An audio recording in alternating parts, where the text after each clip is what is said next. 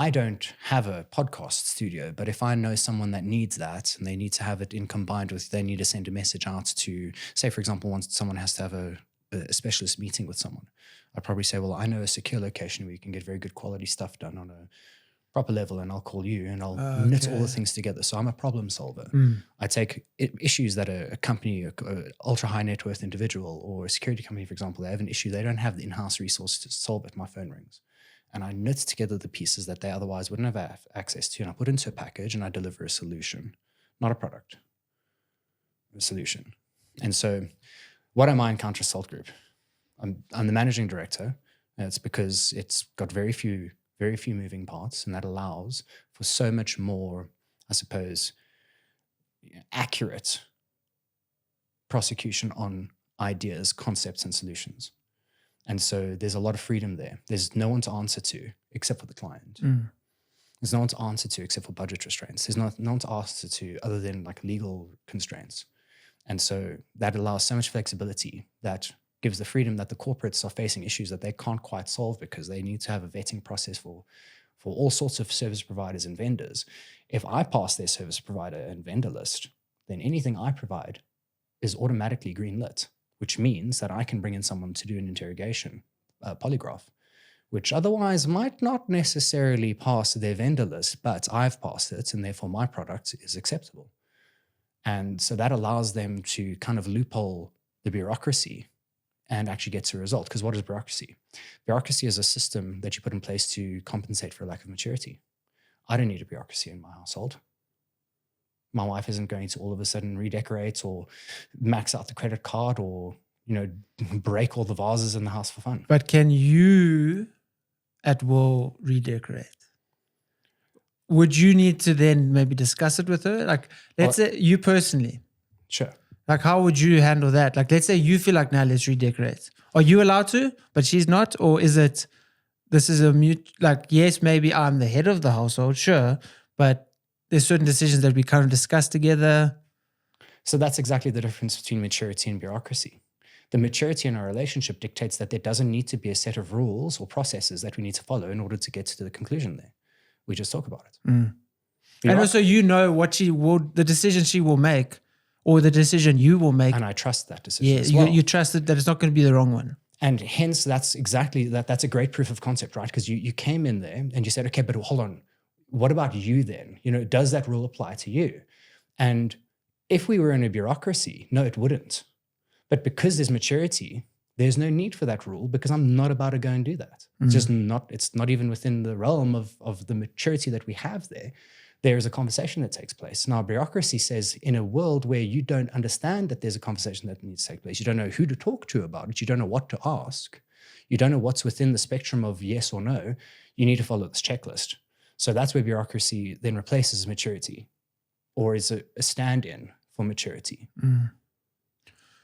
So for you and your company, you obviously, you train as well as provide, become the middleman. Let's say you need someone that you need to provide the security for. So then you find the location for them. You find all of these things to be able to facilitate a safe environment for whatever needs to be done for these clients.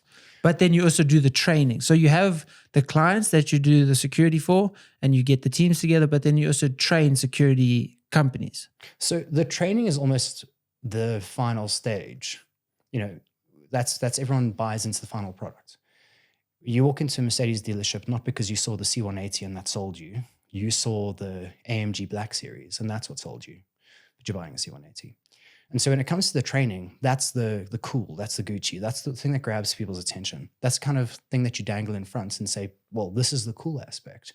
And this is also the authenticity because you can see the end product being executed and there's a proof of concept there. When in reality, the company's bread and butter has got very little to do with training. It's got more to do with problem solving. And training, again, it's the final stages of a solution. One of the beginning stages of the solution is to actually go in and have a look at what actually needs to be achieved and determine if what is being asked for is actually what's needed.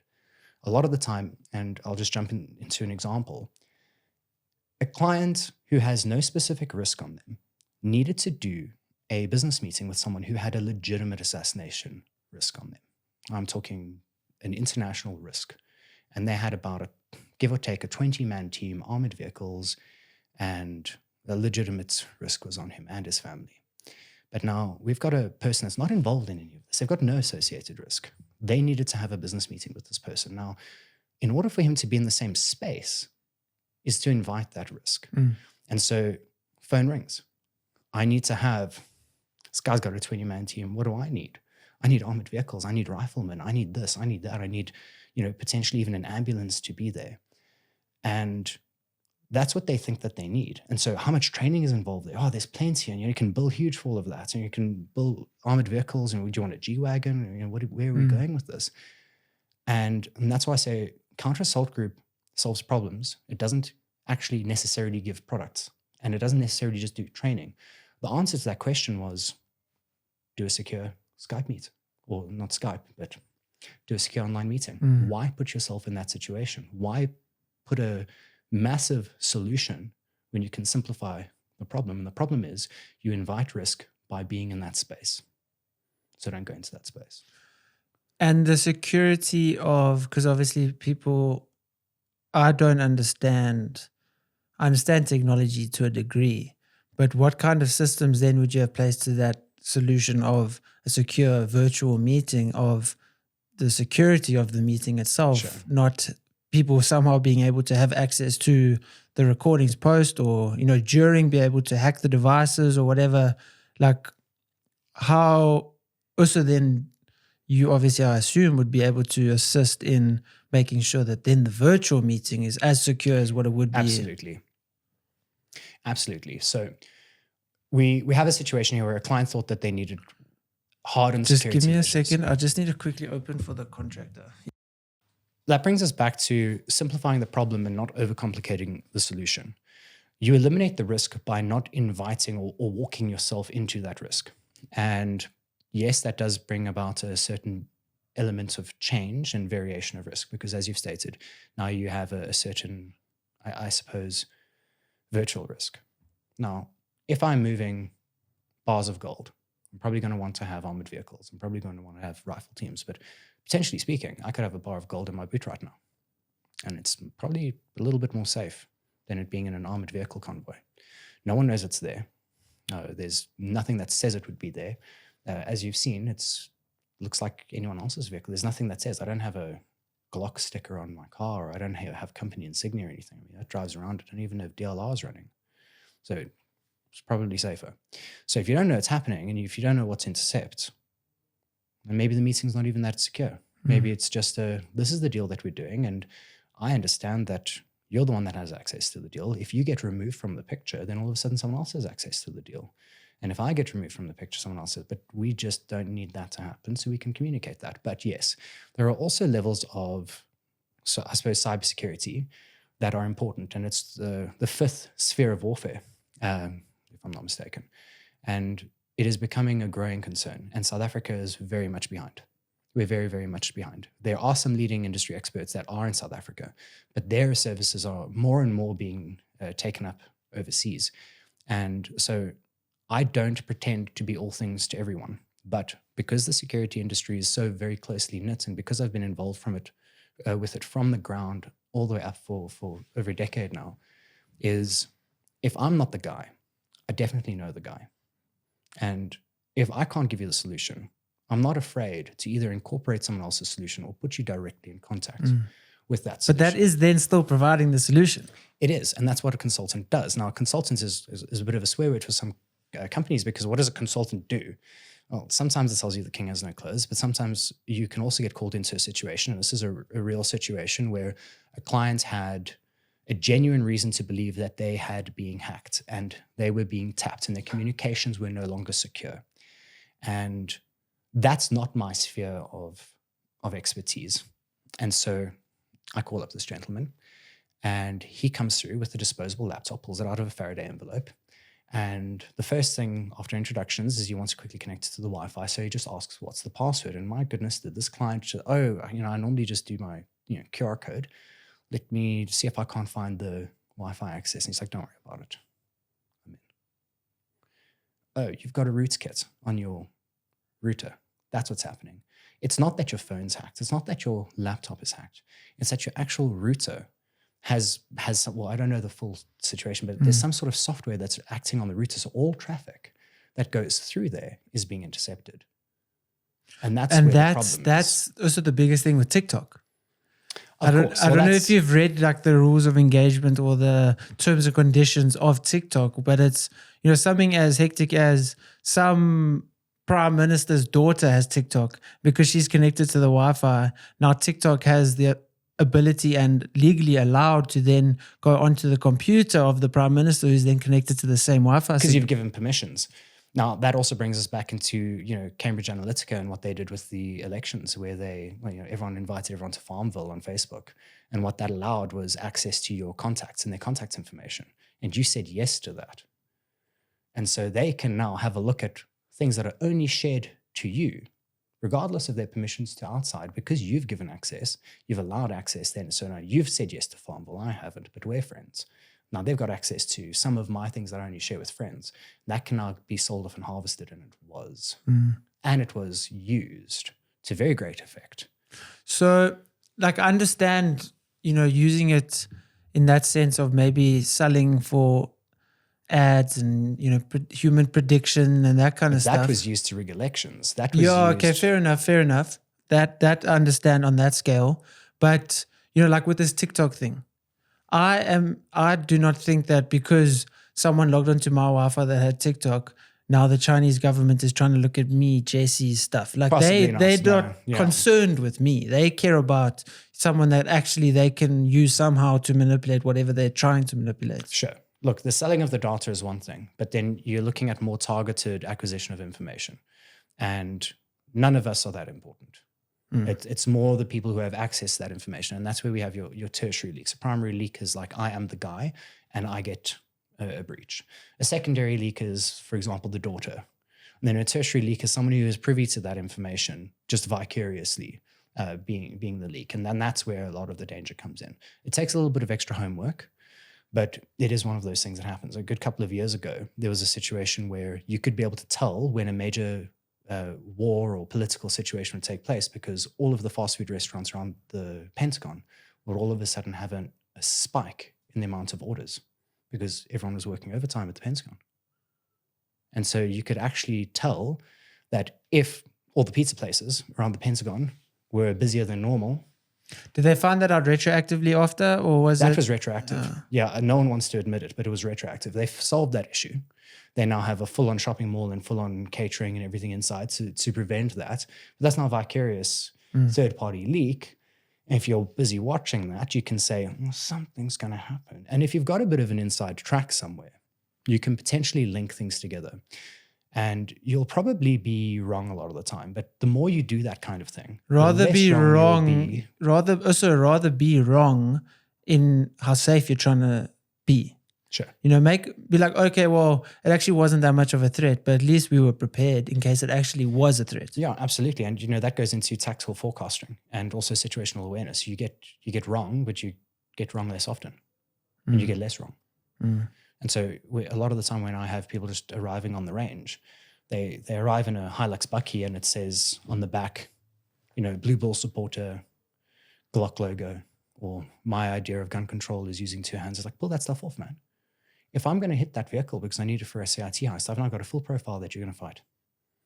And so I'm not going to knock on your door and pull you out. I'm going to do something else. And so you can mitigate so much of that sort of thing by very basic interventions. So then, like that guy that at the range, you know, going into the civilian carrying weapons, the civilians, you know, just having and being armed, right? I'm not too aware of the exact laws in South Africa, so maybe you can obviously specify, and I don't think we have as much conflict about it as what maybe the US has, because you don't really hear, well, I don't really hear about their conflict of, you know, should you be allowed to carry, shouldn't you? Whereas in America, that's quite a prevailing topic. So I don't know if you want to maybe talk about, you know, should an average Joe be carrying? Shouldn't they? Are they inviting more trouble into their lives by carrying? You know, if they do carry, should they not have a sticker then on their car? So let's go back to the original question. And see how the law and society views the capacity to wield lethal force in protection of life. Now, the Constitution itself is what actually affords the capacity for the legal system to uphold something such as a self-defense firearm, or even in business purpose or in a policing environment, for a firearm to be used to lethal effect. And that is in the protection of human life. And that's to say that if someone is illegally assaulting and taking life, that it is standing to reason, and it's upheld by the Constitution, that innocent life is so valuable because of various reasons. Our Constitution is pretty rock solid, that it's actually given us the capacity to say, well, if that is happening, one needs to be able to do something about it. And when you boil it down to it, the only way to actually intervene with that is for an ultimate, complete physiological stop. And the only answer to that is a firearm. And then to say that, well, we've had a situation where the state had all of that power and we know where that went, and we can't allow that to happen again. So it makes sense in a slightly similar but not quite situation to the way the USA finds themselves, is civilians should not be taken away from that right. So much so that, in fact, to get your self-defense firearm license, your competency that you need to do that is very straightforward. It's very simple. You don't need to have a tertiary level education to do it. It needs to be accessible, because the common man or woman needs to be able to protect their life against what we can see as a scourge of violence and a scourge of crime. Does that mean everyone should have a gun? I mean, obviously, I'm an advocate for people being able to be the stopgap, to be the first responder. I mean, you wouldn't trust many people with your finances. What about your life? I mean, we all know that we have underfunded police, and the guy that comes when you push a panic button in armed response, I mean, truthfully, what funding goes into him? What is he there for a salary, or is he there because he wants to come and fight and die for your family? What level of training had he had before he got given the role? Well, precisely. That's an entirely different conversation altogether. And it's something that, you know, a lot of the time that counter-assault group gets brought into a company to increase the baseline standards, because you need personnel, so you recruit personnel, and they give you a certificate that says they've done A, B, C, and D, but you can buy a driver's license, you can buy so many things. Buying a certificate, it's not that hard. You can buy a gun license. Well, I wouldn't speak directly to that. I don't know so much about buying that directly, but everyone knows of someone that's tried and probably got away with it. It's probably easier to buy one on the black market. And so we can skip that and say, well, there's an easier way to do it. There's a far easier way to do it. A lot of these syndicates rent out their firearms to their runners, the guys on the ground, to the foot soldiers, to the grunts. So it's easier to rent or to buy an illegal gun than it is to actually do the application process. But to circle back to your question, I don't think everyone should carry a firearm. It's not necessarily everyone's answer. I would say that it is a good answer. I would say that it is a definitive answer. I would not say that it's universal. So then, in terms of what is like the criteria that you think, you know, certain people should be carrying? Is it maybe someone might be in some way mentally unstable, so then they definitely shouldn't have it? Or is it maybe you live in a secure environment, more secure environment that you don't need, but also, I mean, what's secure? So, or like, what is your, you know, qualifying criteria almost for someone that shouldn't and someone that should? So I think you answered the question there, in the sense that a secure environment does not rule out the requirement. However, something that would absolutely rule it out would be things like substance abuse. It would be things like mental instability. And whatever that looks like, that doesn't need to be diagnosed. You don't need to go to a doctor and for that doctor to say, you know, you deal with depression. If you yourself know that you deal with it, you're qualified to say that potentially the ease of access to that is something I want to stay away from. And the onus sits on you to make that decision. And I've come across plenty of people who have been wise enough to say, I probably shouldn't. And that's correct. That person probably shouldn't. For whatever the reason, short temper, it's a very good reason to not have one. And in terms of when you applying and getting your competency, is there any psychological testing that goes in it? So when you do a competency, there's specifically the practical side and the understanding of the firearm, and then the legal side. Those are the two if you were to split them into two. Those are two main considerations in doing your competency, which is like a sort of like a K53 for firearms. But then when you actually apply for a license, that's when it gets a little bit more different. Now you actually need to prove to the state that, well, I'm of sound mind and I have legitimate reason to think that, my life might be in danger for whatever reason. And you need to justify this. Now, it sounds like a huge process, but truthfully, you should be able to give some sort of a valid reason.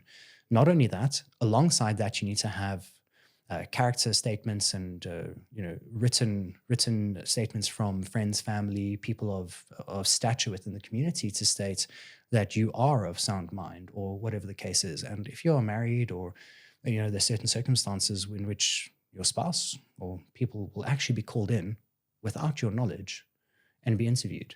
And I know a couple of people that this has actually happened to, where they've applied for a firearms license, and these things can take quite a while, as with most processes. And their wives or people have been called in and actually questioned, like, listen, we won't tell that it was you, but we just want to know, like, has he ever? Tell us about his drinking habits. Tell us about his temper. I mean, does he get into fights? When you guys argue, does it ever escalate? And I think that's exceptionally valid. And I think it's very important. I don't think it's done enough. I think that, Is it kind of done at random? Like not every application I wouldn't say every application. I would say that it's probably done on a case-to-case basis where someone can, you can fool a system by dressing up nice and smartly and speaking nicely. But we can all agree that that's how a lot of people get through the first phase of any form of security or profiling. And it's probably skewed in a direction that it shouldn't be, because typically speaking, your upper class businessman is probably more likely to do something stupid. More access to make stupid decisions. More access to get away with it. Now, if you want to get into the psychology of crime, no one thinks they're going to get caught. Otherwise, they wouldn't commit the crime, right? And so the people who know that they have a higher likelihood of getting away are more prevalent to committing it. And that's where we can get into another conversation about, what about the due process? What about the legal process? And yeah. And in South Africa, because obviously you live here, what now raising a family, having a family, having a gun, with kids around, what's the best route and the best way to have, like, let's say you carry your firearm. I know people that would keep it in a safe. Like, is that going to help? You getting robbed? I mean, are you going to have enough time, get out of bed, go to the safe? Is it better to have it more accessible? Is it then at risk because the kid could find it? Like, what's the best route, in terms of like a family situation if you're at home now with the firearm? Sure. So I think this brings us back to simplifying the problem. And if you have the correct measures in place, for example, you lock your doors, you have bought yourself time.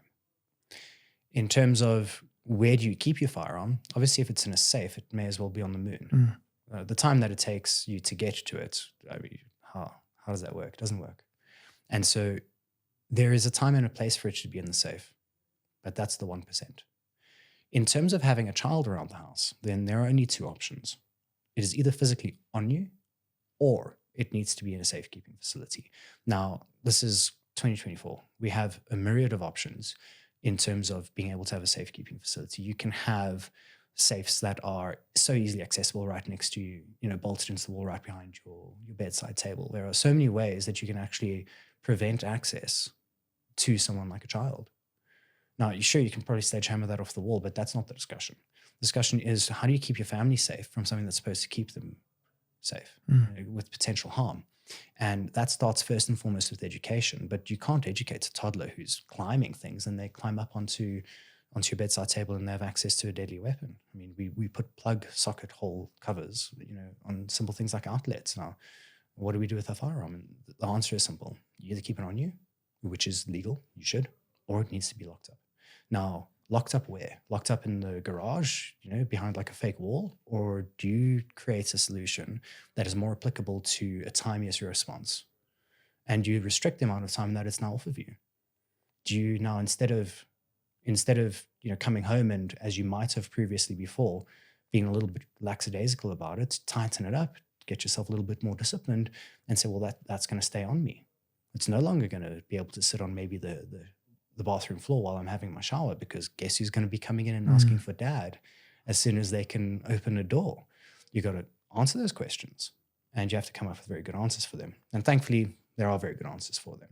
You can do things like include safes in places. And I think it is viable and valuable to invest in that. Some simple things like car safes, completely legal. So 100% legal to go and get a pangolin safe installed, get an SABS approved certificate, like hand that in at your DFO, and you now have an approved safekeeping facility in your vehicle. And there are options. They should be explored. And it's a very valid question. And I think it's also the responsibility aspect. If you look at something as media as getting dogs, it's okay, you want dogs, but then that also means there's a responsibility to walk them. It means that there's the responsibility to make sure they're always fed. There's a responsibility to make sure that they can't get out and get in the street. Whereas if you're getting a gun, you want to protect yourself, sure, but then that means, okay, you have a kid, make sure that that kid in zero potential, any chance that they can then touch that gun, have access to shoot themselves, anyone. Like, there's a responsibility to it, and it's kind of, well, this is the responsibility to it, and if you can't accept the requirements of it, then you can't do it. Oh, absolutely. There are no mistakes when it comes to firearms, only tragedies. That's a very unfortunate reality, but it also helps us to understand the severity and the reality behind what is happening. I mean, if you have a look at a sidearm, it's not made for hunting. It's not made for any purpose other than the taking of human life. Now, if you're carrying that firearm, if you've gone through the process, you've come to that understanding, and if you haven't, you should have. And it's even legally mandated that that firearm needs to be under your control at all times, which includes being in a safe that only you have access to. That's under your control. It's not, you and I share a safe. That's not allowed. That's completely illegal.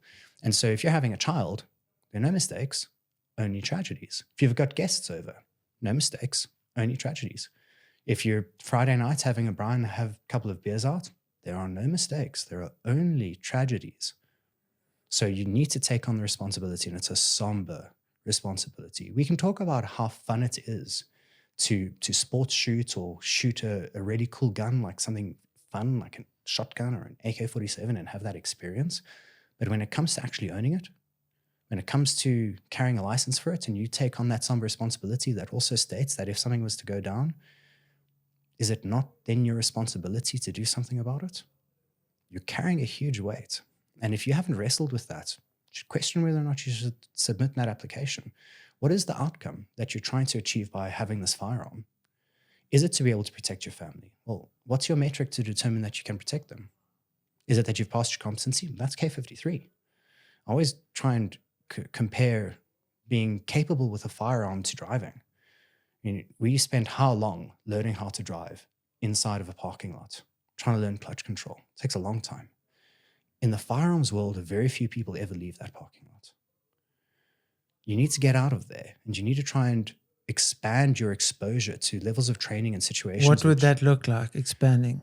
Well, I would say that your initial stage is obviously your competency, which is, can you hit this target 80% of the time at a set amount of meters, and you are in a controlled environment, and you're loading your magazine on like a table in a shooting bay, and you're standing still, and you've got no time constraints, no stress, everything's fine. And if you had to use the gun in a real life situation, you're not going to have any of that. None of that's going to be there. Yeah. So what are we learning? Well, what are we determining? Can this person safely operate the firearm? That's what the benchmark is. Is that sufficient to protect your family? Absolutely not. So that's parking lot. And I'll tell you that gunfight is not even highway. It's highway with oncoming traffic. So we're stuck in the parking lot saying that we can drive at 120 k's an hour against oncoming traffic on the highway. You remember what it was like the first time driving your car on the highway. It's frightening. It's absolutely frightening. You've got cars that weigh, 2 tons, traveling at 120 k's an hour, and you're separated by a white line that's thinner than your hand. That's it. And a person on the phone. It's dangerous. And you realize that very quickly when you jump onto the highway for the first time. When it comes to your journey with firearms, the minute you get out of shooting bays and onto an open outdoor range and start including things like movement, a lot of things happen in a gunfight. Standing still is not one of them. Having the perfect opportunity to take a shot is not one of them. You can imagine it's the worst day of your life. Everyone talks about happy sticks for a Glock. I tell you, if you're using that thing, it's the worst day of your life. There's nothing happy about it. So if your training exists in a shooting bay, you're practicing for a shooting bay. Have you ever heard of anyone being carjacked in a shooting bay? Any home invasions on a shooting bay? It doesn't work that way. You need to train in an appropriate environment. And so there are different levels in which you can take this, but you need to start considering, if you haven't practiced something in your own home in terms of a force-on-force environment, or if you haven't learned or put in some sort of an emergency procedure that your family is in the loop of, if you haven't considered what are you going to do if you get followed through your gate on your way home and you can see in your rearview mirror that someone has followed you through and stopped the sensor, and his buddies come through as well, and you can see the glint of a firearm. A bay on a shooting range does not prepare you for that moment. The only thing that can prepare you from that moment is learning how to get your gun out of that holster and prosecute rounds through your rear window as quick and hard and as accurately as possible. And if you haven't practiced that, so that when that day comes, you're not saying, oh, what do I do now? You look at that situation, you think, I'm going for my best time. I've done this before. I've done this before so many times that I know the optimal way to spread my legs against my door, the center console. I know that I'm going to grip my steering wheel with my left hand. I know that I'm going to slink my right shoulder underneath my seatbelt so I can get good access, good grip to my firearm. I know that I'm going to temple index that firearm. It's going to allow me to securely inject that weapon between any heads in the back seat and prosecute effectively, because I've shot through glass before, more times than these guys have hijacked cars. If you're not there, you're not capable to deal with that situation. So then would you say people need to be willing to recreate, in a sense, those situations before you should be allowed to, or obviously you can get a firearm before, but do you think if people are open to the idea of having a, and carrying, they need to then do that amount of, groundwork? Oh, it's a difficult question to answer. I think that it's, again, case by case. But for you personally, you wouldn't feel comfortable. Let's say, obviously, you're not in the industry, but you've got the understanding that you have now. You, having experienced the life that you've experienced, would say, I actually probably wouldn't want to be carrying unless I've had that amount of, training. Well, let's take guns out of it completely, and let's go back to what the core business of Counter-Assault Group is, and that's consulting and problem solving. And we have a problem, and the problem is that these things happen. We realize that. You push a panic button, 8 to 10 minutes at best, someone that probably isn't really willing to fight and die for you arrives, and we know that the police is inundated and they're underfunded. You can't rely on that. So you have to say, well, at what point do I take this upon myself? Probably now. Make that decision. Okay, it's good consultation. Now, what is the outcome that we're trying to actually achieve? Well, let's have a look at what the statistics say, and let's say how many driveway robberies, how many hijackings, how many home invasions, what are we actually preparing against in my specific context? Because it's going to be different in Cape Town, it's going to be different in Limpopo, it's going to be different in Durban. So, and it's also going to be different in a housing estate. It's going to be different in a normal street access property, just standalone, freestanding. What is it that is applicable to me? And what is most likely? And can I effectively produce and apply this weapon in that scenario with a favorable outcome? Can I repeat that? Can I put a metric to that?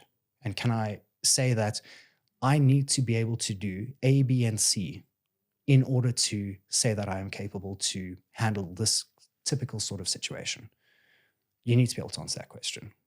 And if you don't know how to answer that question, start from scratch. What is my most typical and most likely scenario? How would I apply creativity and logic? Because that's all the training is. And that's all that my job is. And that's a secret that I'm very happy to put out there. Apply creativity and logic and then stress test it. But to be able to apply creativity, you do need experience. Or you can steal that experience. Yeah, but you need to at least be exposed to it in some degree to be able to express that creativity. Because like for myself, let's say I've never been in a situation of even a hijacking. To be able to be creative in that situation, I need to not be able to freeze up. And that means I might have to at least be exposed to some sort of situation like that. Unless obviously my fight instinct just kicks in and there's no... And there's no such thing, unfortunately. Because you can't take your body somewhere your mind has never been. So your fight instinct is going to kick in. But now you've got a double feed. How do you fix that? Come on, fight instinct. Fix it. Can't do it. You've been in a situation, you're hijacked, right? Cool, whatever, 3 guys have come. You've John Wicked all of them, headshots, lacquer, perfect. Mrs. is next to you. She's got a gunshot wound through her bicep. Come on, fight instinct. Fix that. Come on, adrenaline, solve the problem. Nope, it's not going to do it. Look how quick I can mag change. Not going to make a difference. Makes no difference. If you haven't actually put in the time in the training, you haven't put your mind there, and haven't simulated that situation, you don't know what to do. You're never going to all of a sudden pull something off that you don't have a subconscious capacity of doing. So it's a wonderful statement. If you can't do it subconsciously, you can't do it. When you're walking, it's left foot, right foot, left foot, right foot. You don't get that wrong. Sometimes you do, sometimes you trip. How much more then in a life-threatening situation, when the worst case scenario, it's your worst day, you didn't get a good night's sleep, horrible day at work, traffic all the way home, belt is shifted, not everything's where it's supposed to be. That's when it's going to happen. If it's not subconscious, you're not going to pull it off. There's no fight instinct that's going to come in. That's not going to happen. You haven't trained it to the point where you just don't know how to get it wrong anymore. Your only reaction is to do that. You can't do it. And that is the follow-up from the consultancy, is to say, now that we've identified it, we need to take that scenario and we need to train it. We need to stress test it to the point of some subconscious capacity. If it's not subconscious, you can't do it. And so you need to identify that not everything is for you. House penetration, such a fancy, cool concept. What's the validity? What's the life expectancy fighting room to room? There's a plethora of videos coming out of all sorts of parts of the world and horrible war zones right now that are showing that's not a good idea. And so let's say that might not be the first thing you need to practice. Let's rather have a look at what's more specific to you. And what's specific to me is definitely not what's going to be specific to you, because a lot of the time in my sphere, I'm probably injecting myself into that situation. It's a completely different thing than trying to get out of it. Now we're talking about potentially a mom with a child. She's certainly not trying to get into a situation. You might get into that situation and try and help. That's not her mandate. Her mandate is to extract, to escape and evade. And so the same thing, a police officer, security officer, a well-prepared civilian who's part of a CPF who's trying to make a difference, very, very different setup. So the training requirements are going to be very different to person. So the person watching this, the general bystander, what would you advocate for them to do and, to get their competency? So in South Africa, if we look at our crime levels, we got a high statistics. Our crime is terrible, but, we are fortunate enough to not really be in war zone areas. I mean, if you look at South Africa, we say, oh, this country's so bad, this and that. But I mean, our country is an incredible place. Yes, the crime is bad. And yes, as you mentioned, the police is underfunded, but everywhere the police is underfunded, everywhere the crime is actually bad. We just experience it here and we think it's so terrible. Everywhere is terrible. The entire world is a dark, dark place. But, in South Africa, we are going to be exposed to crime. If you haven't been, you most likely will be in your time. So, the person watching this most likely might not have even fired a gun. Would you say maybe just at least start there? Or would you maybe advocate for, the general population to have proficiency and more proficiency and then obviously be equipped with competency? Or like what for the general population do you think is best? The sound of mind person, the person that hasn't got the alcohol problems, the aggression issues. Like if someone is a good fit to own a gun, should they? If you're not prepared to, I would say, go all in, then you should potentially caution. So let me give you an example like me. So I've been to the range a few times. I don't own a gun. I've genuinely never been even in a car accident. I've been very fortunate in my life. I've never been hijacked, never been robbed, never had any instance where my life was at risk other than obviously driving, but that's general risk. I've never had a difficult situation where someone was trying to harm me or trying to get what I had and I could potentially be harmed. I live in a secure state now where there is constant patrols, there is security measures, which obviously aren't perfect. Nothing is perfect, especially in like a little estate in Joburg. But, should I then carry a gun? because, I mean, obviously I need to get here. Here, I'm not as safe as what I would be at home. You know, all of these things, when I'm traveling just to gym, I could get hijacked. You know, for me, in like my situation, and a large portion of the people watching this probably be in a similar situation where maybe they have been hijacked, that kind of stuff, but it's what was once 10 years ago. You know, like for someone like me, what would you suggest? I noticed you've got a fire extinguisher as you walk in. This place ever burnt down? So what are you doing with the fire extinguisher? True. You say that you've never experienced a situation like that. Do you think that as time goes on, your stats of experiencing it improve or decline? Yeah, the potentiality increases. So without giving too much per sec away, do you not drive a high-risk vehicle? Definitely. I think we're getting closer to the answer of this very short consult as to whether or not it's worth the thought experiment. Now, just because we've come to these conclusions doesn't give us a definitive answer, but it brings us closer to an answer. And it brings me back to what I was saying previously. You clearly aren't in the space where you're ready to go all in. And until you are, you need to question whether or not you're going to be someone that has, I suppose, a safe queen, something that sits in the safe because it's uncomfortable to carry and all of these things. So unless you are completely aware of what it takes, and I'll tell you now that what you think is extreme is the minimum requirement. If you're not prepared to take that into consideration, because remember, we're talking about a deadly weapon here, wrestle with that.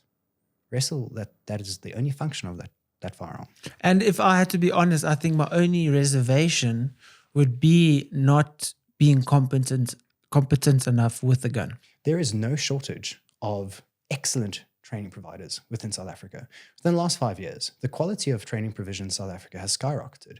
We have got people coming with real like war zone experience back into South Africa, and they are running courses at affordable prices. Well, affordable is relative, but accessible. Affordable for what you're getting. Well, if you're paying what, 10, 20,000 Rand for a sidearm, that might be a huge investment, or it might be something that you can afford. And if it's something you can afford, you can definitely afford the training. And also, how much is your life worth? Well, it depends on what your budget is.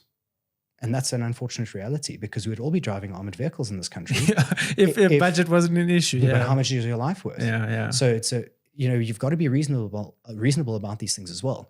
So let's break this down. And it actually comes to one of the questions I posed prior to this interview was, things, optics and attachments for firearm.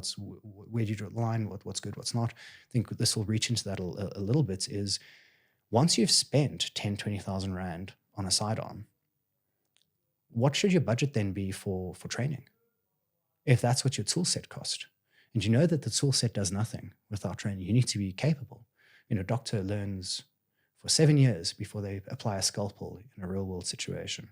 And in fact, most of them will still be in a GP at that stage. You'll need to do further specialized courses to actually now do something in surgery.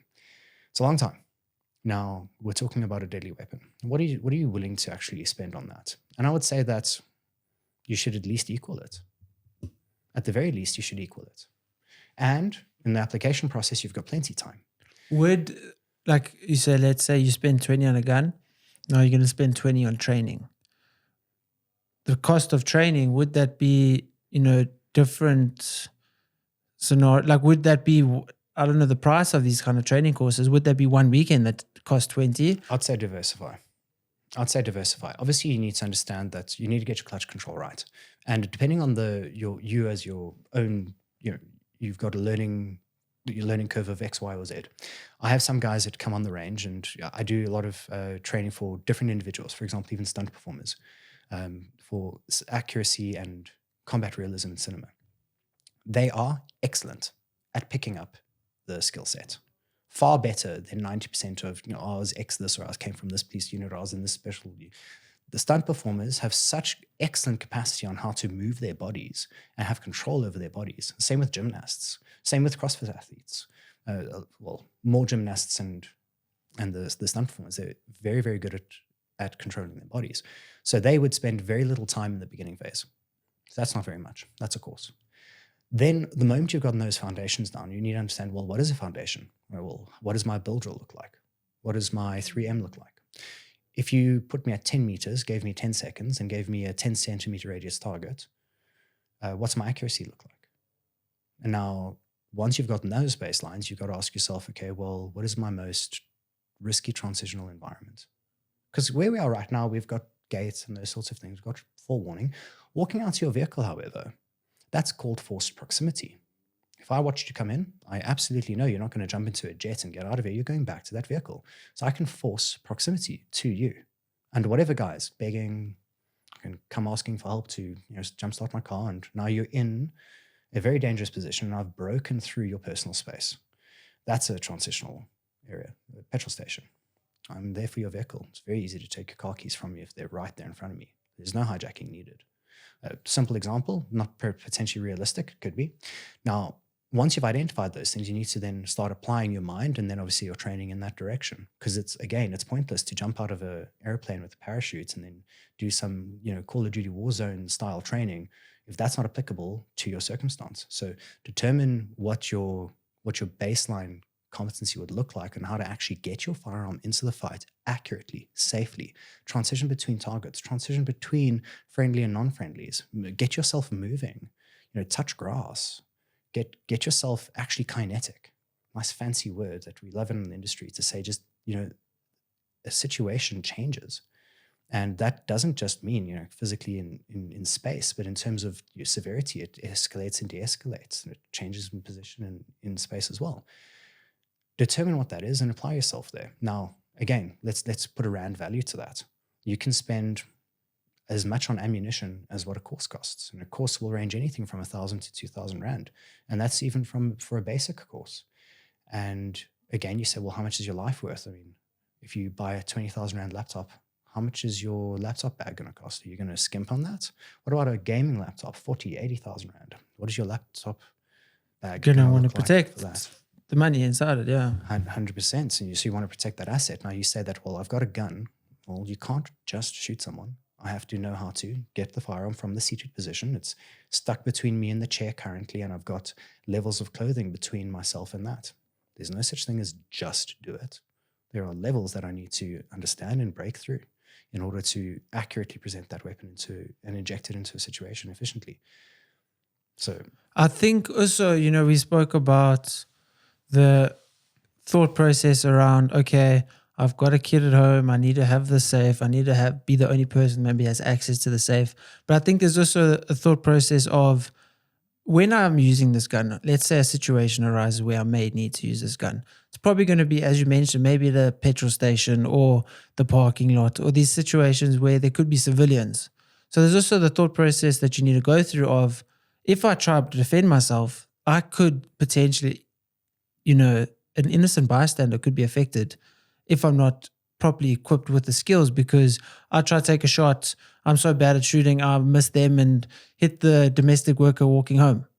And then now you go into prison. It wasn't self-defense because it was manslaughter. Well, absolutely. I think there's a bit more nuance to it than that, but for the sake of conversation, absolutely. And that's why if you have a look at the course structure that I put forward, I have a fundamentals course, which basically is you're in the parking lot. This is how you manipulate a trigger. This is how you correctly handle a firearm. This is how you don't point it at the wrong person. This is, the A, B's, and C's. And can you do a certain benchmark test, which tells me that all of these things are in order and you are capable of doing it safely? The immediate one after that, the pistol craft and marksmanship course, immediately introduces friendlies and non-friendlies, shoot, no shoot, and moving with other individuals in a complex environment where things are changing, where you need to engage muscle discipline with a real human being around. And you need to, you can run that dry fire a million times and practice it, and that's absolutely okay. And then to be able to throw in at the end, do a live fire drill where you're ensuring that you're doing it safely, it's invaluable. And so you should spend as little time in the parking lot as possible and get out into those quiet roads. Now, a lot of people think that, you have to be shooting to be learning. Pulling the trigger is one of the most important, but very small parts of a gunfight. There is a lot of movement. There's a lot of positioning. There's a lot of things that are going to be taking place between something happening, identifying it, determining whether you need to extract or engage, and then even applying the firearm. You need to position yourself. You need to do all of these things. You can practice all of those without even pulling a trigger. So without even paying for a course, you can jump online. You can have a look at some YouTube videos. You can have a look at what other instructors are putting out there follow a bunch of people on Instagram and on Facebook and on YouTube and vicariously learn these things. But I'm sure you've seen a lot of people that are putting out nonsense. So, look, I understand. You had Travis on the show recently, and Travis also almost immediately after that was on the Southwest show. And James, who I have a lot of time and a lot of respect for, he made a statement there in Travis. He had a similar conversation actually there, and James said very correctly that it's almost difficult to say that there's such thing as bad training. If you've got a head on your shoulders, you've got a brain that you can apply to something, you can differentiate between what's silly, what's applicable, what's just being done for the gram. And a lot of stuff is just done for the gram because that's marketing, right? And it's true. I mean, we all do it. And you can differentiate between that. And the more you expose yourself to these thought processes, the more you can start identifying that's applicable, that's not applicable, that just looks cool. That's not reasonable. Fair. And so, yeah, there is a lot of junk out there, but expose yourself, like explore widely. And once you see things that are working, once you see things that are international best practice, once you see things that are not just said or done for the hype, double down on that and see where that takes you and apply that. And there are 100 ways to do a single skill, but there are only a handful of things that might work for you or for me or for your specific environment. Not everything is going to be SEAL Team 6. And when it comes to things like, you know, working within a structure, you shouldn't be doing that by yourself. That's pretty much suicide. And so we can immediately write that off and say, do I need to know how to do that? Maybe. Should I spend all of my time there? Probably not. And so you can vicariously learn online, and you can search for a lot of these things. And you can spend a lot of time in training by yourself, go on a course, learn something, take those notes, go home, practice that 10 times. Now you've got 10 times investment on your money, and all you need to actually really practice now is recoil management and the actual trigger pull that leads to the bang. So you've reduced the learning curve for your next course by tenfold, because when you arrive there, you're not at square one anymore. And now everything that's there to be learned, you're actually learning. You're not catching up in order to learn, because a lot of the time we're preparing people for the next step. You can consider it as like a learning pyramid block. You need to have those foundations before you can even start thinking about room clearance, before you can even start thinking about fighting around vehicles. You need to have things like safety. You need to have things like accuracy. You need to have things like being able to determine your target, accurately prosecute on that target, and then ensure the safety of whatever's behind it, whoever's behind it, and then move in and around civilians and in and around complex environments and compressed environments before you can even consider applying a firearm in a live situation. And if you look at any kill house, it's an empty room. I mean, you just look through here, there's furniture. Someone could be in a cupboard. Now, you've done your room clearance 100% perfectly the way you saw it on Instagram or the way you got taught it in the military, but some kid in there got roped in and shoots you through the door with a revolver out of Davy Jones's locker. And that's it. SEAL 6 team down. Man down. There's complex environment. It's flipping a coin. You know, stick to the basics. And you can practice that at home. You mentioned the fire extinguisher. You mentioned my high-risk vehicle. You didn't mention it on the podcast, but the thing about my door, are you constantly looking for a threat or potential threat or a potential situation that could arise? Like you sitting at a restaurant with your wife, are you constantly looking for danger, or not looking for danger, but looking for potential risk or? Yeah.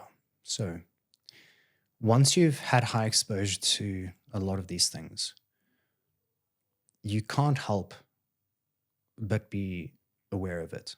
You know, let's say, for example, something bad happens to you. You carry that for the rest of your life. If you've had an experience and that experience has changed you, it's changed the way you view people, it's changed the way you view violence, it's changed the way you feel about yourself, and you realize that you're so pathetically easy to kill, and so is everyone else. It does change you. And that's another reason why I actually tell people when they ask, can I join the industry? What's the best way? I actually advise them first and foremost, don't. This is a horrible place to live. And, you know, I walked through the door and all of a sudden we were talking about that. And that's because you get to a point sometimes where you struggle to switch off. Okay. So I physically cannot sleep at night unless I have earplugs in and a blindfold on, because any sound or any change in movement of light, and that's me startling awake. And you don't want that. No one wants that. That's not aspirational. That's not cool. Seems cool in the movies. But it sucks. It's absolutely shocking. And the reality is not everyone experiences that. Some people are really chilled about it. You know, some people, they handle it very well. Medics, they see this stuff all the time. They're very desensitized to it. I'm very grateful that I'm not that desensitized to it. You don't want to be there. And I would say that I've gotten just enough of it to have the ability to keep a semblance of calm under pressure, but not be so desensitized to it that it means nothing. I think there's a point in time where if you think about it and it doesn't concern you, that you should probably hang it up. If you lose that respect for it, and if you're in the case where you're looking for that fun, you should probably not be. The moment you cross that boundary, you should probably not be. But yeah, it's not a fun place to be. And yes, it is a haunting thing, and it's a hard thing to turn off. Once you've been exposed to something, it's like a silly example, run out of toilet paper once, you're never going to let that happen again. So now you obviously are acutely aware of it. Have you, gone into, obviously you don't want to, as you mentioned, not be, conscious of the danger, or you don't want to haphazardly run into danger because you're so used to it. Like, you still obviously want to avoid danger, but how much discovery have you gone into trying to heal, maybe the trauma that you've experienced, or like how open are you to even talk about, your journey of, we can hear these guys upstairs. Like, is there any, like, I wonder if that's actually a threat, or like how much have you gone through in terms of it? Like, have you gone for, like, not help, but have you gone and seen someone, spoken about it, gone into the healing journey of it in the emotional scarring aspect, not the, like that kind of aspect to it? Yeah, absolutely. I think that if you think that you can experience such things and walk away from it without having something change, for good or for worse, I think you're ignorant to the way the human body works and the way the mind works. And so it is very important to confide in people, and not just confide in friends and family, but also confide in mentors and people with the capacity to actually speak into it with value. And so I've been very privileged in a lot of the companies that I do consulting work for, and I think some of the relationships that I've built over time, that I've had very, very good liberal access to things like behavioral specialists and psychological specialists in whom I can confide and speak to about these things. And not only that, the community is very small, right? Everyone knows everyone. And it's very easy for me to pick up the phone and phone Travis from Outdoors with Travis and say to him, because we've experienced situations together. Now there's a bond there that we can't explain to anyone. You'll never be able to explain. We've been in a hostage situation for 5 hours together. Like, explain that to someone. Yeah, no matter, you just telling the story, no one can comprehend what you experienced. Oh, absolutely. Be hunted. Be hunted. And the only person keeping you alive is that guy. And then you put him in a situation where and he knows he's probably going to die, but he trusts your decision in that moment. Well, I've got to live with that. I've got to live with that. It haunts you. But that has given me access to a person who is a lifelong best friend who I can confide in.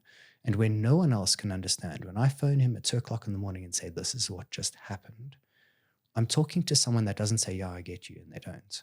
I'm talking to someone who's going to say, okay, you need to do this. You need to think about it this way.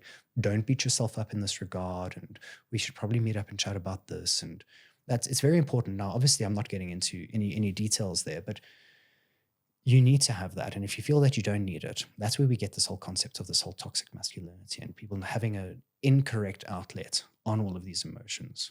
If you have a look at people like working for emergency response medics, they get debriefing, they get counseling sessions. That doesn't happen for us. You got to seek that yourself. As part of being a professional, I would say that it should be there, but I'd say that if you're a professional operating at that level, you should be switched on enough to know that you need it as well. And so if you don't deal with that, you're doing yourself a disservice. You absolutely have to. And yeah, I'm very open to talk about it. I think a lot of people don't talk about it, and they've got their reasons. I'm not going to argue about a decision that an operator has made based on their experience, but a lot of people are afraid to talk about things like, have you shot someone? Have you been shot at? How many kills have you got? It's a crazy question if you actually think about it. But it's one of the most popular ones. It's an easy question to ask, maybe if you've never actually had to shoot at someone or physically killed someone. It's an easy question to ask. But if you know the emotional experience of seeing life drained from someone's eyes, then it's a difficult question to ask. Absolutely. Unless you've obviously been so desensitized by it that it isn't a difficult question to ask. So we have high exposure to these things in terms of media. That doesn't mean we have competence units. And a good example now is even with getting married. Oh, when are you having a baby? Hold on a moment. What do you know about the fertility situation of that couple? Maybe there's been a tragedy that's taken place that actually prevents it. And maybe they're trying, and maybe they've done everything, and maybe they just can't, maybe they're struggling. And now every person that sees them, oh, the happy couple, when are we expecting the baby? How about you keep that question to yourself and just consider a little bit beyond your curiosity and about the reality on the other side. Now, when it comes to something which is super glorified, because we see it in films, we've got people like Chris Kyle who were exceptional soldiers and got, very, I suppose, high numbers of confirmed kills and that sort of thing. And we look at that and we glorify that. But the problem that I see with that is you get legitimate operators who have done legitimate things and really done a lot of good and have been in horrible situations, but they don't necessarily have a kill count. Does that take away from what it is that they've done? Does that take away from the amount of lives that they've saved? Does it take away from the amount of times that they've been shot at or watched their brothers go down in front of them and tried to help them but weren't able to and had to leave that body while they dealt with the situation? And so a lot of people are afraid to answer that question, and they say they don't want to talk about it. Because if someone was to say that they don't have a kill count, well, I know someone that, no, that's not valid. Absolutely not valid. What doesn't get spoken about and what often doesn't get asked is, how many people have you saved? That's a very big question, because you've got to ask yourself the why. The what is obviously, the combat and the operations and the security situation, but the why is important, and the why has to be to preserve human life, to keep innocence. The why is safe. the most important, because that should be why you are in those situations in the first place. 100%, but most of the time it's not, right? Because it's glorified. And so people are like, well, this is my passion. Well, what's your passion? Yeah, I want to get in there, I want to get involved in that. There's a certain validity to that. I mean, in South Africa, there's no shortage of young men who want to get out there and make a difference, that they're not sure of the details. They don't need to be. The passion is there. We just don't have that outlet. We don't. It would be wonderful. I think myself and 90% of my good friends would probably have joined the police or military straight out of school, but it just wasn't quite what it should have been. And so we all applied overseas instead. And for some of us, it worked out and they're busy doing their thing over there. For some of us, it didn't work out and we're busy doing our thing over here. And the why behind that, for the majority of the guys that have stuck it out, is because they actually wanted to do something good. It's the guys that were seeing what was going on and thinking, these guys need help, or there's an injustice here. I mean, I've got a friend in the police service who doesn't need to be, absolutely doesn't need to be. He decided that he wants to make a difference within South Africa. And I think that's a clear indication of actually trying to make a difference, where you're getting underpaid, you're going into incredibly dangerous situations with limited equipment, limited skill set with the guys surrounding you, but then it's a clear indication that you are there for the true passion of preserving life, protection. Absolutely. And so the why behind that is obviously a noble cause. Now, the moment we shy, I think it's wrong to shy away from the questions if you're comfortable to answer. If someone is to say, well, tell me about this situation.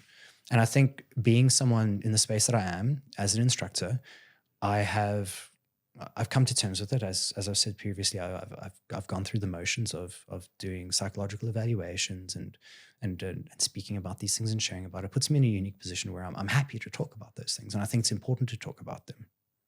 I think your ability to also talk about them in an honest, earnest way does show the growth. Whereas if you maybe lie about it, then you haven't healed and you maybe shouldn't be going back into the field. Or if you're making up stories, if you are too shut off to talk about it. Obviously on a public platform, obviously let's put that aside. Sure. But if you aren't able to talk to your partner about it, then you shouldn't maybe be going out into the field.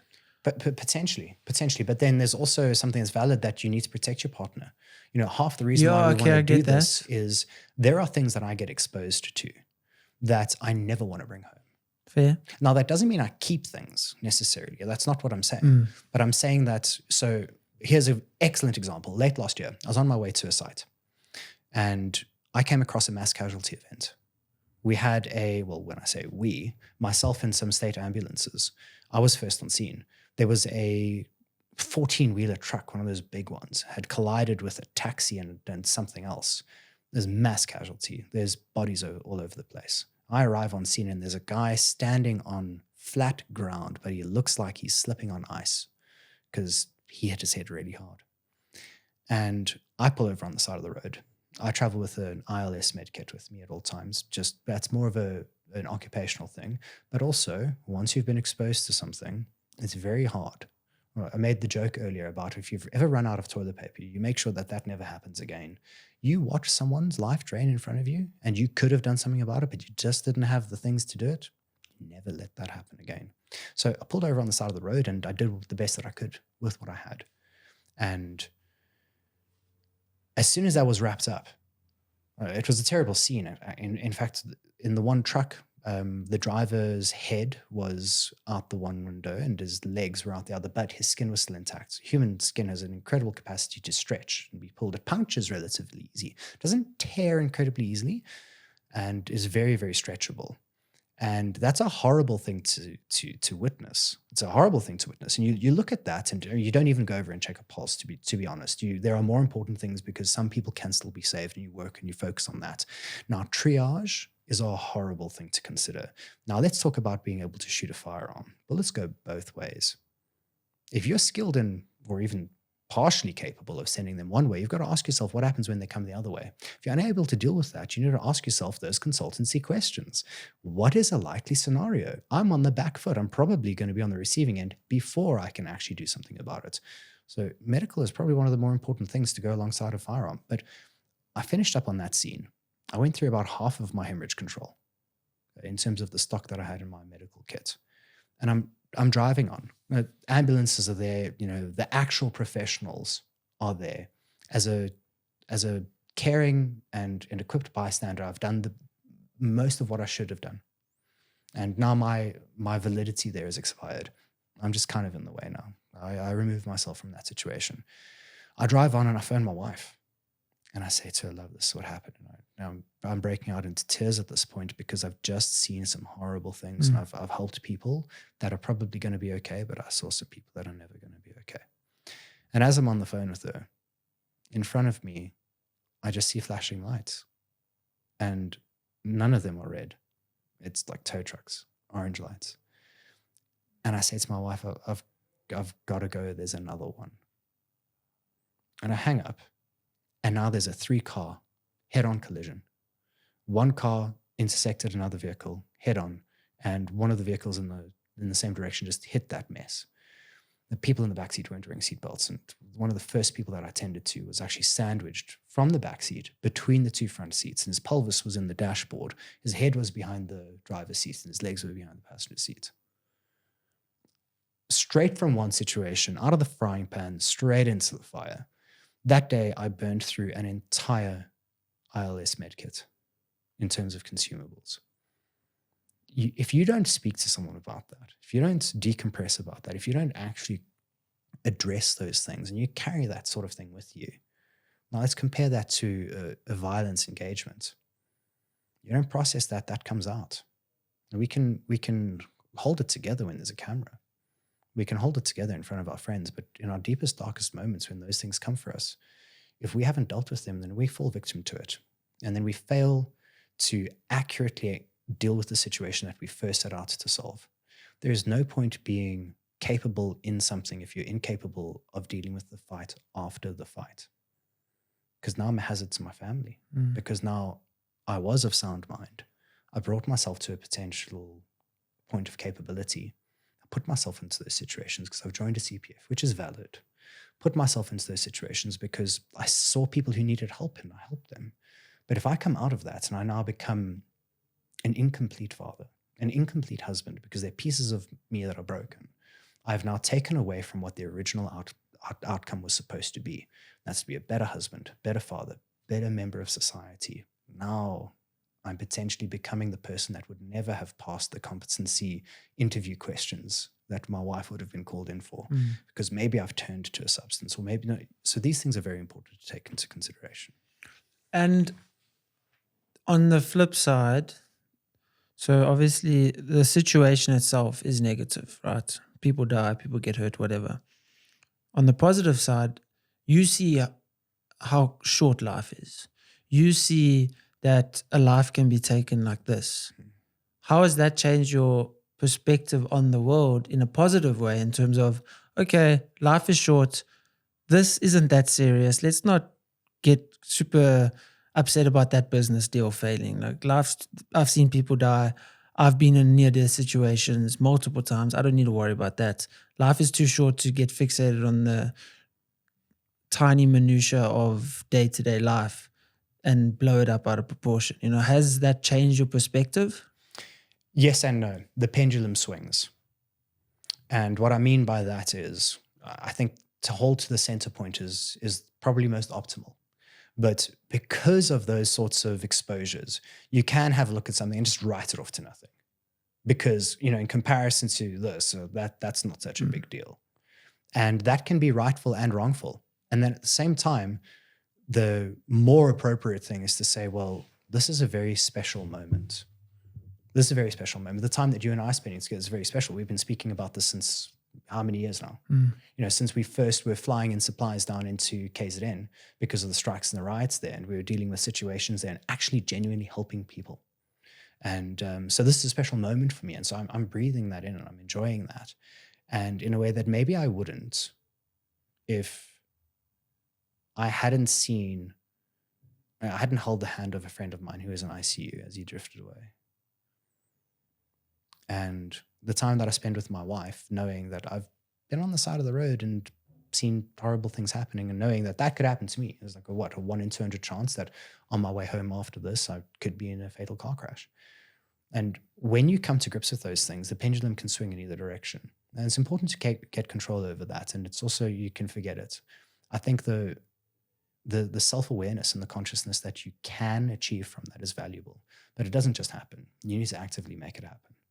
And you need to grab hold of those moments, and you've got to actually apply that learning factor and actually commit to it and say, yeah, I'm going to take the time to enjoy this moment. Or do you know what? This conversation I'm having on my phone right now, I'm going to sit down and have a cup of tea with my wife because. And so it does give you that little bit of extra access. It does.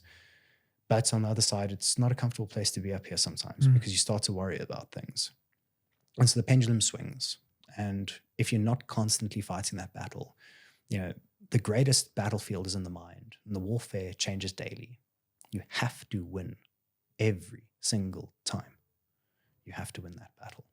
And there's a battle going on in everyone's head, even for people that haven't been in actual real life battle. 100%. You know, the darkest place is the mind. The best place could be the mind. And that's also the interesting thing about the mind is the person, like let's say me, having mentioned that I didn't have any burglaries, any of, you know, my life's never been at a big degree of risk, right? Other than general living risk. I could still have an incredibly dark mind. Sometimes having experienced no sort of hardship, I could have been a darker place than you that has experienced tons of hardship. Absolutely. So it's just interesting how the mind works. Is it's not, okay, that person is maybe going through a difficult time because they experienced difficulty. That person could have an incredibly privileged life but still have a very difficult time inside their own mind. 100%. Absolutely. And I think to deny that is foolish. I've had the privilege of having my eyes open to something very specific like that. I have a friend who's gone through a very severe medical incident. And I've had no shortage of minor to sort of severe. I've had a couple of spinal surgeries. I've had, you know, in the industry that I'm in, I get injured relatively frequently. And a friend of mine is currently going through a very severe recovery process. And their statements on that is that their severity doesn't take away from anyone else's experience. A broken arm is still a big deal. You lose your functionality. And so that person can be going through a very, very similar level of trauma. Someone who loses their job and they've got a family on the way.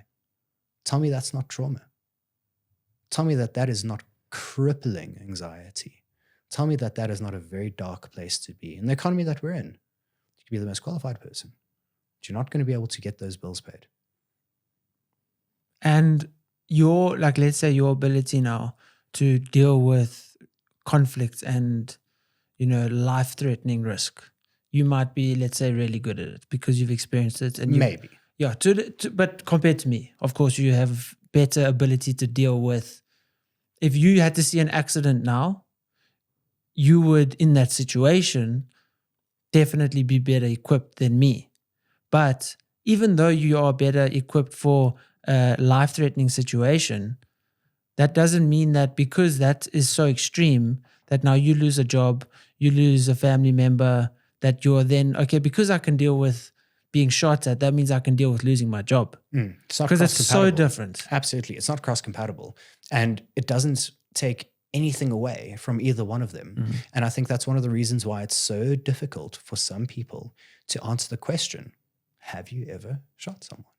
Have you ever done AB, or has this ever happened to you? Have you ever?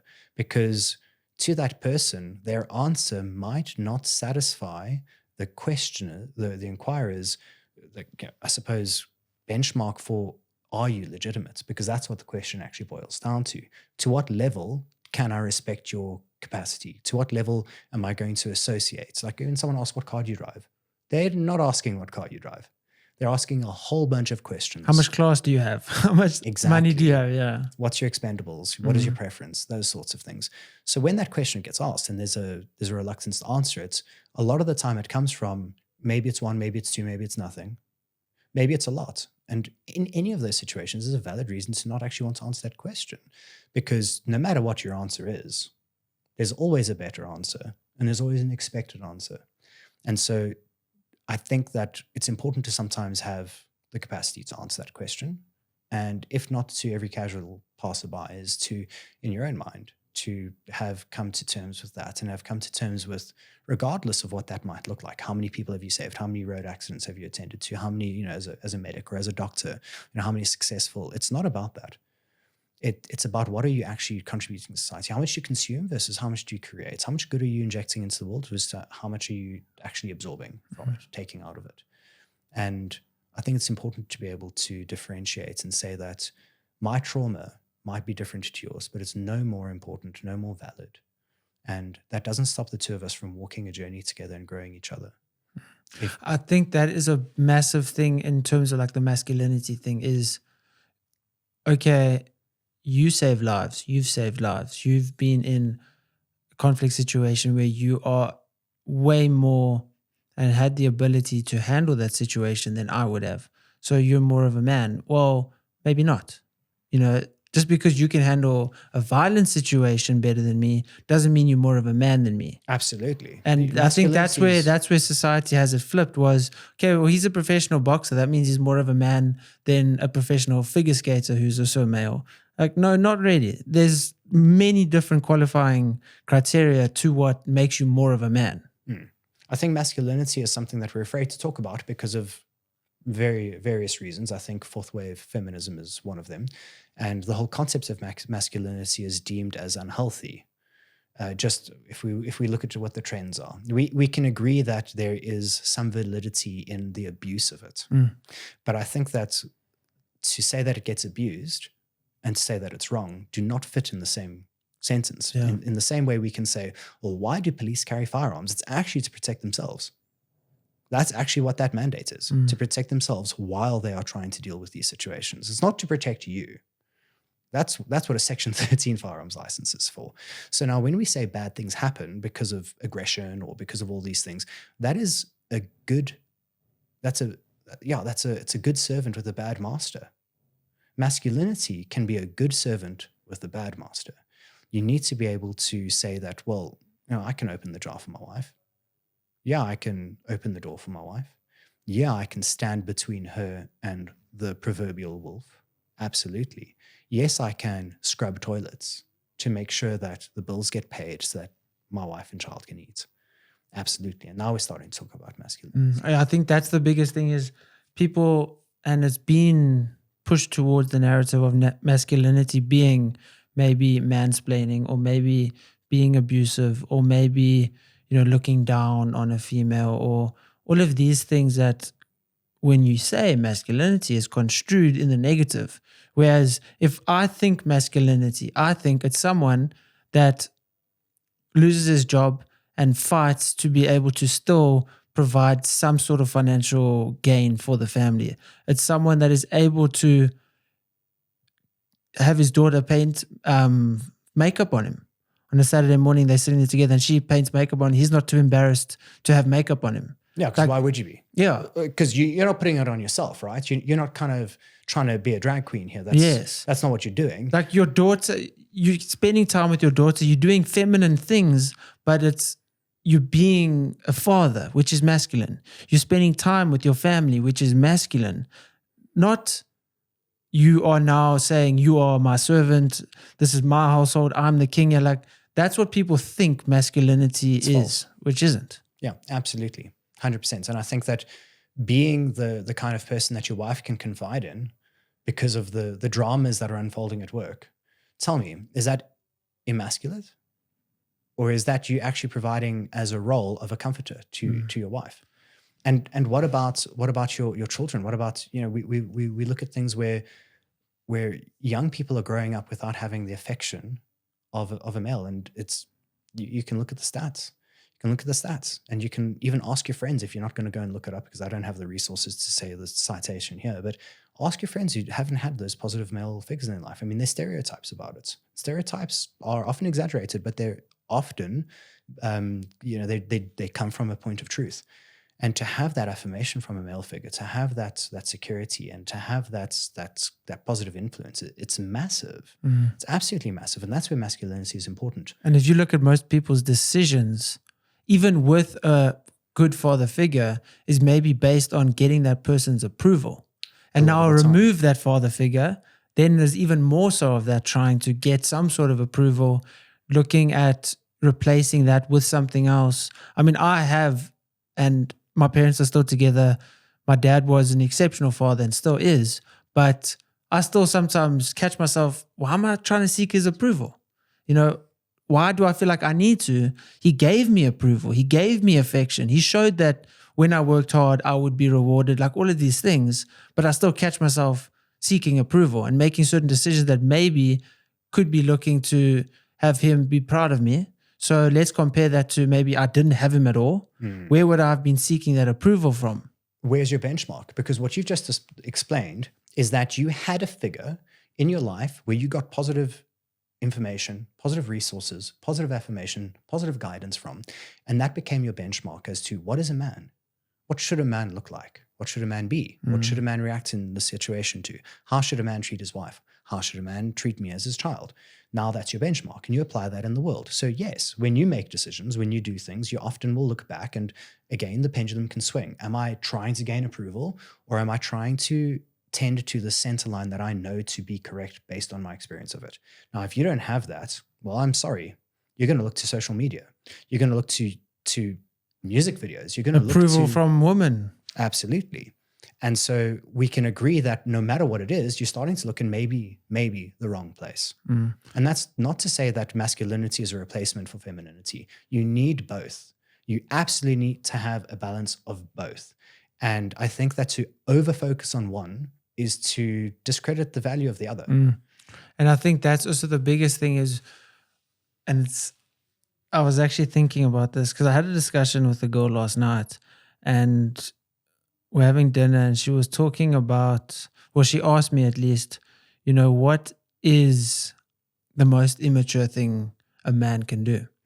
And obviously maybe not the most, but I think immaturity in a man is not having control of his emotions. I can 100% agree with that. Yeah, the least masculine thing a man can do actually is maybe be overwhelmed with aggression and then lash out, or not be able to verbalize how they are feeling. And I 100% in my life have been in a relationship, and maybe naive to the fact that I was being really immature by not being able to show my love, not being able to show affection, not being able to be vulnerable. I think it's masculine to be vulnerable. Depends on who too, though. Yeah, I'm like your partner situation now. And then the same thing, so that's an exceptionally valid highlighted point there. And one can then take that coin, flip it, and say, well, if you are not in control over your emotions, that means you can be easily manipulated by your emotions, which means I can actually incite a response from you because I can introduce something to you that will stir a certain emotion. And then I know JC is going to do A, B, or C based on what it is that I'm doing. And so now masculinity is the capacity then to not be a slave to outside stimulus, but to hold true to a center line of something which you know to be truth and to abide by that, and not what a desire might be, not what an emotion might tell you, because we can agree that emotions aren't always correct. A taxi pulls in front of me. Oh, goodness. I've had a bad day. I've got a bad temper now. I want to, wind down my window and have a fight. Let's be real about this here. Is that in any way a valid response? No, it's not. A telemarketer phones you. Yeah, it's very tempting to lose your cool. That person's trying to put food on. Do they want to be there? Would they rather not be in a more luxurious job? In a C-suite, making decisions or whatever their passion might be. I can guarantee you, they want to be in that phone call less than you do. But what I like about those kind of situations, I had a client recently, as they were arriving, they were on the phone with the telemarketer and they completely overreacted. And I was watching this situation happen. I was just thinking, I've got all the understanding I need to have about you as a person. Obviously, superficially, sure, there is way more to them as a person. Definitely. But I know how to at least keep my distance, or how I need to maneuver the relationship, because I can see that someone phoned you and you completely flipped your top just because they were trying to sell you car insurance. And we can agree that you're sitting there having done exactly the same thing at some point. But you've progressed, and maybe you'll regress at some point. And that's also the thing, that's just being human. That's what's also good about being human, is you can do all this work. You can practice and keep going and try to improve and do all of this and put in this work, and then some little thing goes and then you completely regress, but it's not like you're at zero. 100%. The only valid metric is continual improvement. That's the only thing that's worth measuring in the greater scheme of things, is once you've reached a certain point, is am I regressing or am I progressing? And that's what you need to have a look at. And so, yeah, we all lose our temper to varying degrees. But do you lose your temper less often? And when you do, is it less extreme? Because that's what then the goal becomes. Because we can agree that eliminating something 100% is probably unattainable for most things. I mean, you can say, for example, quit smoking. Yeah, you could probably get that to 100%. Managing your emotions. Yeah, like the taxi. You are aware, okay, I got angry. Let's not get angry. Next time it happens, might be a split second where you're about to, like, no, stop. And it's that constant effort. I think Seneca or Epictetus has the quote where, getting your life together is no small thing, but it contains lots of small things. So it's the daily conscious decision of, I know I'm going to have some frustrating situation happen. Be aware that these kind of things are going to happen. A taxi, to go out there, it's going to be naive to think that a taxi isn't going to do something against 100%. The laws of the road. Expect it. It's going to happen. I am going to deal with a frustrating client. I'm going to deal with load shedding, the power, the inverter that you just turned on. Those things are going to happen. Expect it. And through that constant thought process of trying to make positive decisions and reactions towards things is the only way to progress. Because yes, I'm going to still be frustrated with load shedding, but now I'm not going to go home and take it out on my partner. Sure. You've brought that into your locus of control. And that is a very important thing, regardless of what it is that you do. Just as a person, you need to understand that these things are going to happen. And what is your response going to be to that? And you need to have that under what is your center line? What is acceptable? What's not acceptable? What do you hold true to? And if you continually reassess yourself to that and surround yourself with people who are going to hold you accountable to that, and that's what you need to be able to do. Surround yourself with those kinds of people that are going to say, hey, Jesse, that response to that person on the phone, that's not you, man. You don't want yes men around. Absolutely. You want, and that's actually in closing because we're almost done. I want to ask you, because in your field of work, it's definitely more advocated and you will be constantly surrounded by this kind of situation. But how important do you think it is to have a group of positive thinking, happy, hardworking men? As a man, how important is, like a wolf pack type thing for a man? So I would immediately answer that by saying that iron sharpens iron, and that's not a comfortable process. So to say positive could be misleading.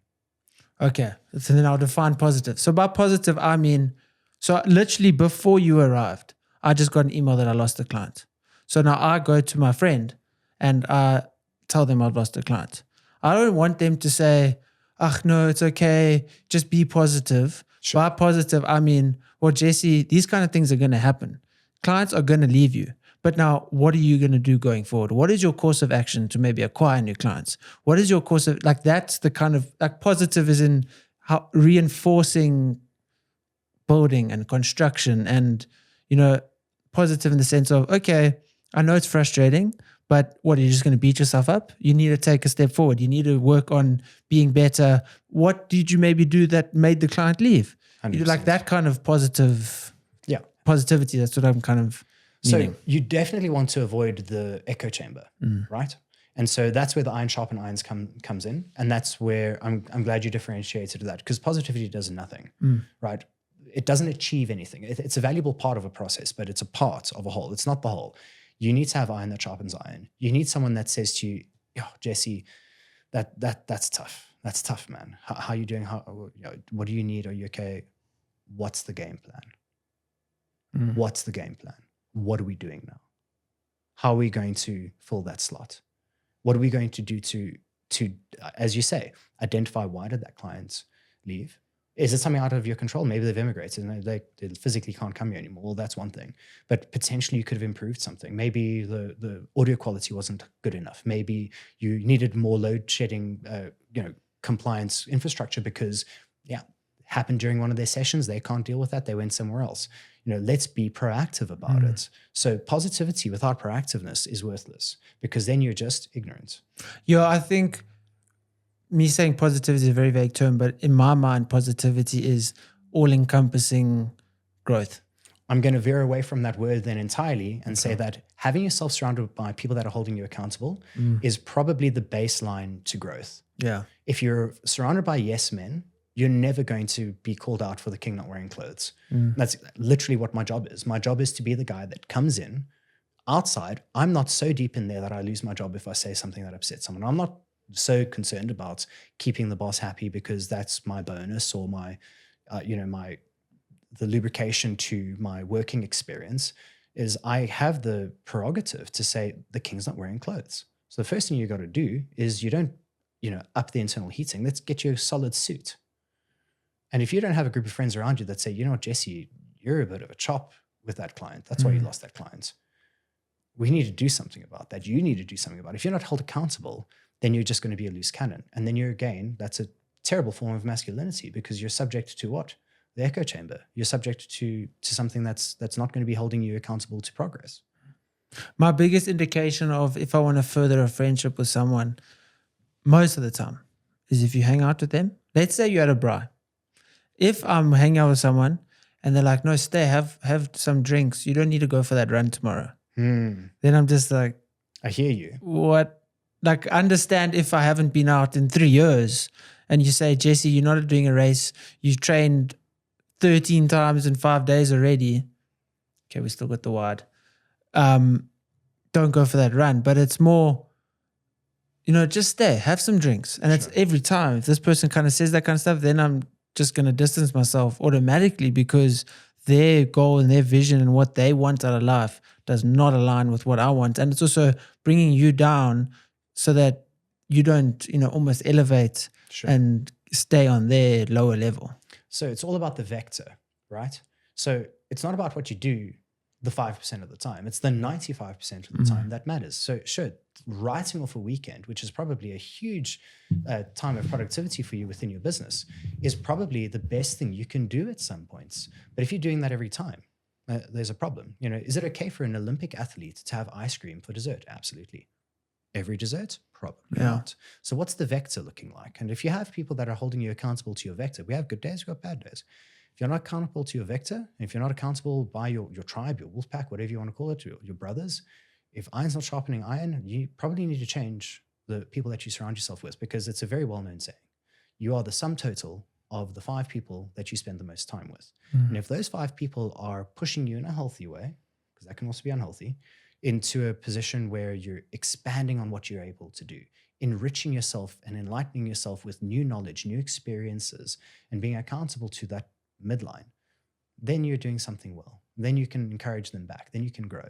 But if you're in a position where everyone's just like, no, man, hang out, just chill, FIFA, it's valid in moderation.